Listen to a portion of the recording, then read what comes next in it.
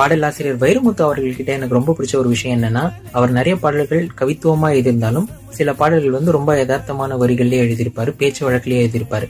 எடுத்துக்காட்டு பாத்தீங்கன்னா, நம்ம ஜீன்ஸ் திரைப்படத்துல வந்த அன்பே அன்பே கொள்ளாதேன்ற பாடல்ல ஒரு வரி, இதுவரை மண்ணில் பிறந்த பெண்ணில் நீதான் நீதான் அழகியடி.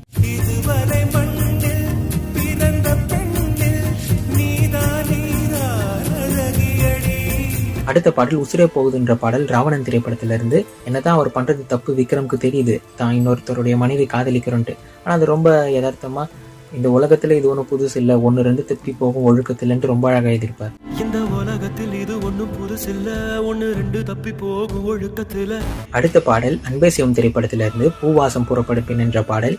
அந்த படத்துல வந்து நம்ம கமலஹாசன் வந்து ஒரு பெயிண்டர், அது ரொம்ப அழகா அந்த பாடல்ல வந்து கோடு கூட ஓவியத்தின் ஒரு பாகமே அப்படின்ட்டு ரொம்ப அழகா எழுதியிருப்பார்.